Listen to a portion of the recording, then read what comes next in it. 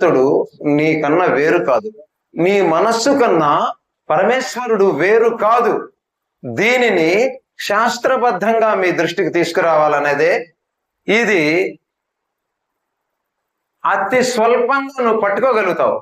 తర్వాత దీని యొక్క బలాన్ని, దీని యొక్క రిజల్ట్ని కూడా ఈజీగా మీరు ఒక వారం రోజుల్లోపు గ్రహించగలుగుతారు.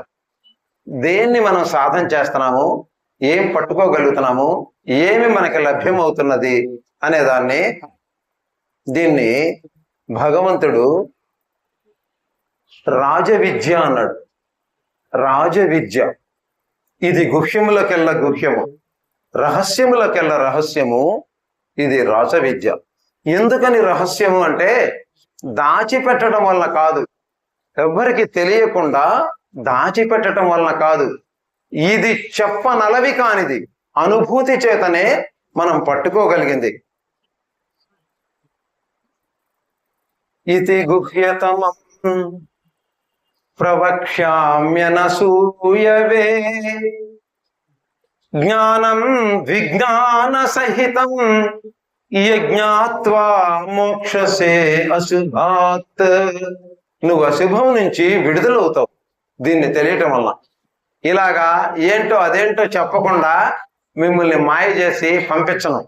ఇది చెప్తా మీకేంటో. ఇంతకు ముందు కూడా చెప్పాను, ఇప్పుడు కూడా చెప్తాను. ఇది శక్తి పూరణము అనేటటువంటి విద్య. ఇది 9వ అధ్యాయంలో భగవంతుడు సూక్ష్మంగా చెప్పడం జరిగింది. ఇది విద్యలకెల్ల విద్య, జ్ఞానములకెల్ల జ్ఞానం. ఇది ప్రత్యక్షావగమం ధర్మం సుసుఖం కర్తుమవ్యయం. రాజవిద్య రాజగుహ్యం. ఇది ప్రత్యక్షావగమం ధర్మం సుసుఖం కర్తుమవ్యయం. ఇది ఎన్ని రోజులు కూడా వ్యయం కాదు. నువ్వు ఎంత వాడుకున్నా కూడా, ఈ అనంత విశ్వంలో నుంచి ఈ శక్తిని నువ్వెంత వాడుకున్నా కూడా ఖర్చు కాదు. నీవు ఆనాటికి శక్తివంతులవుతావు. ఈ సత్యాన్ని ఈ పవిత్రమైన మహిళా దినోత్సవం రోజున మీరు పట్టుకోగలగాలి. శ్వాసతో పాటుగా తీసుకోవాలి భగవంతుడు అనేటటువంటి భావనని. అది భద్రశబ్దము. పరమేశ్వరుడు అనేది, భగవంతుడు అనేది గొప్ప రక్షణ శక్తి. అది అనంతమైనటువంటి అర్థాలకు దొరకని, మీ మనస్సుకు వివరించటకు కూడా వీలు కాని ఆ దివ్య పదము అది నీ భావనలోనే ఉన్నది. పరం భావమజానంతః మమావ్యయం మనుత్తమం. ఎంత తీసుకుని రాసులు పోసుకో, అతడు తరగడు.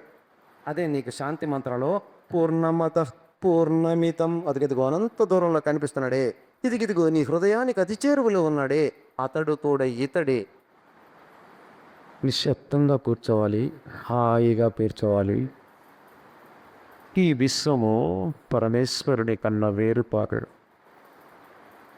ఈ జగతి భగవంతుడని తెలియాలి. ఇది శక్తి స్వరూపంలో ఉన్న పరమేశ్వరుడు. అతని మాయ ఈ రంగులు రుచులు భ్రాంతులుగా మారి నిన్ను ఆడిస్తూ ఉన్నది. దీనిని దాటి ఆ పరంధాముల్ని చూడగలవా? కనీసం నీ భావనలోనైనా అతడు శక్తి స్వరూపుడని నువ్వు అంచనా కట్టగలవా?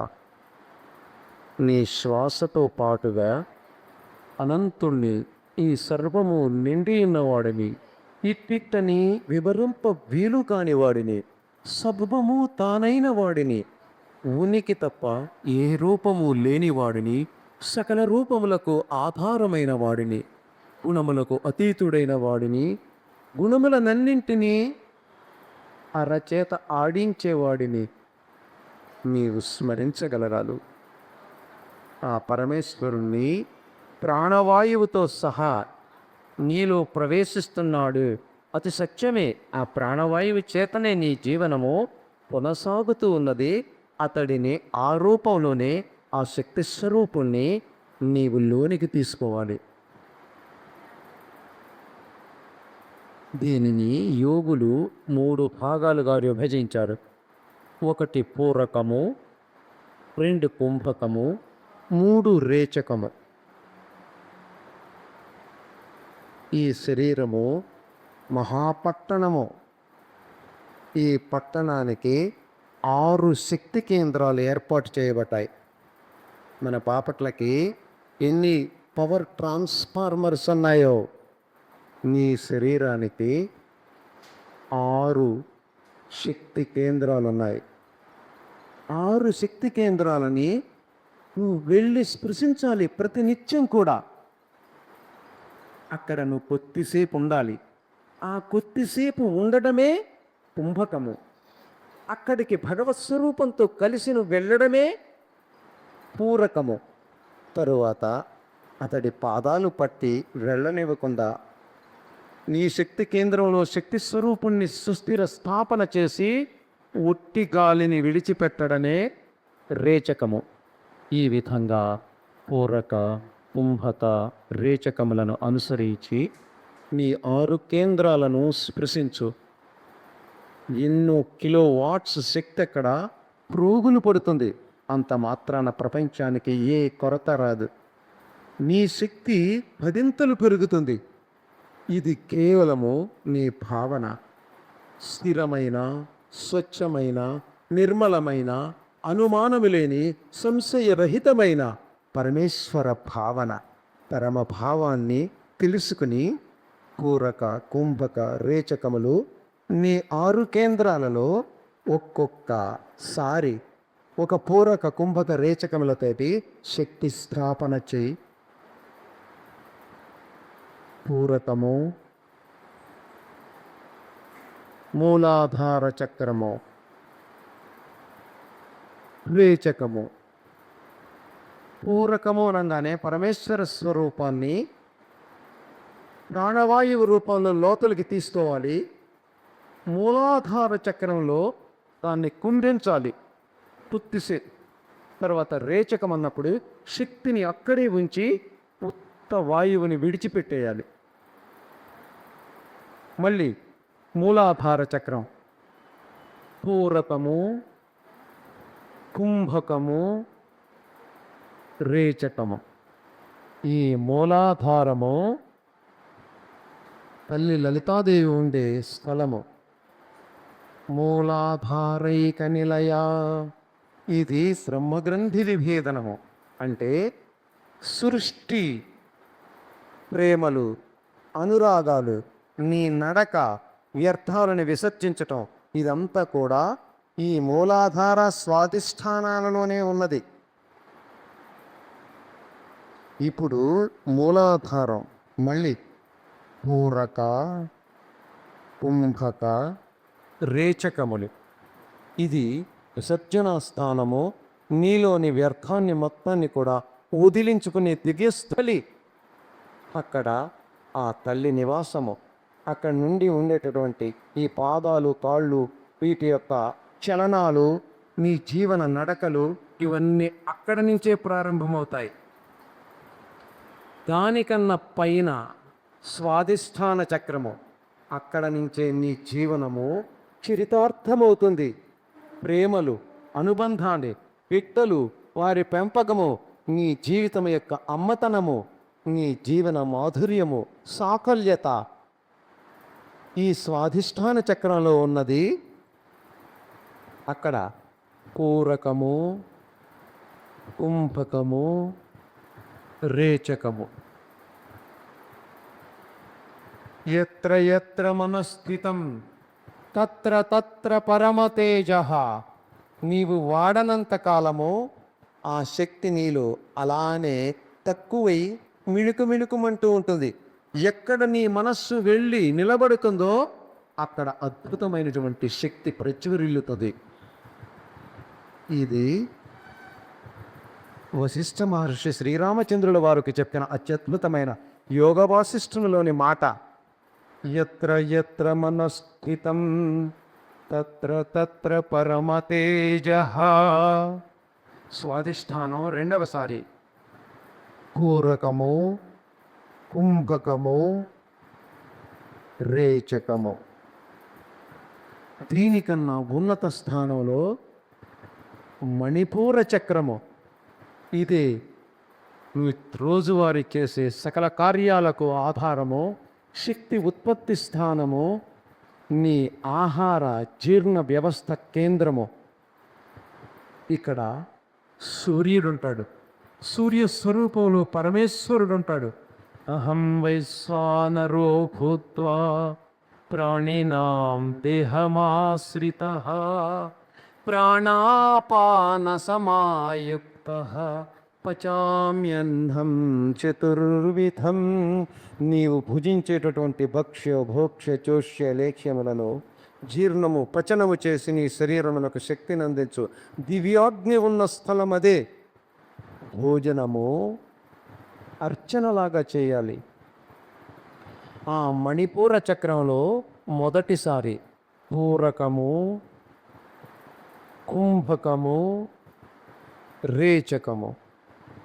నీ అజీర్ణ వ్యాధులు, నీ మాంద్యము, అలసట, సోమరికనము ఈ మొత్తము కూడా యోగాగ్ని చేత భస్మమవుతుంది.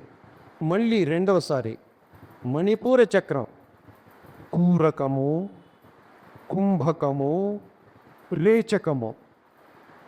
అద్భుతం. తరువాత అనాహత చక్రము. ఎక్కడ నీకు రెండవ మనస్సు ఉంటుందో, రెండవ బ్రెయిన్, ఆలోచన, ధారణ, కృప, కరుణ, ప్రేమ నీ శరీరం అంతగా అల్లుకునేటటువంటి రక్త వ్యవస్థ, నీ ప్రాణవాయువుని శక్తి సమన్వితం చేసే ఊపిరితిత్తులు, ఈ మొత్తం ఉన్న కేంద్రమే అనాహత. నీ దయ, ప్రేమ, ఈ సమాజ నీ బాధ్యత వికసిస్తున్న ఆ హృదయ ప్రదేశము. అక్కడ రెండుసార్లు, మొదటిసారి పూరక, కుంభక, రేచకము. మళ్ళీ ఆ నాలుగవ శక్తి కేంద్రంలో పూరక, కుంభక, రేచకం. ఎక్కడ నీ మనస్సు వెళ్ళి కొద్దిసేపు కూర్చుంటుందో అక్కడ పరమ తేజమంతా విరాజిల్లుతుంది. ఇంకంతకన్నా ఊర్ధ్వస్థానంలో విశుద్ధ చక్రం. ఈ పలుకులన్నీ ఉత్పన్నమయ్యేది, ఈ అనంత మానవాళితో నువ్వు సంబంధపడేది, నీ భావాలు ఇచ్చిపుచ్చుకునేది, ఆ భాష ఉత్పన్నమయ్యేది నీ పంచేంద్రియములకు ఆధారమైనటువంటి కేంద్రము విశుద్ధ. అక్కడ రెండు పర్యాయాలు, ఎత్ర ఎత్ర మనస్పృతం తత్ర తత్ర పరమతేజ. పూరకము, కుంభకము, రేచకము. పునః తిరిగి పూరకము, కుంభకము, రేచకము. నీ పంచచక్రాలు అయిపోయాయి. ఈ మహాపట్టణాన్ని పరిపాలించే చక్రవర్తిని నీవు. శరీరం అనే ఈ రాజ్యాన్ని పరిపాలించే మహాశక్తి సమన్వితుడవు. నీ జ్ఞాన నిధి దగ్గరికి వెళుతున్నావు.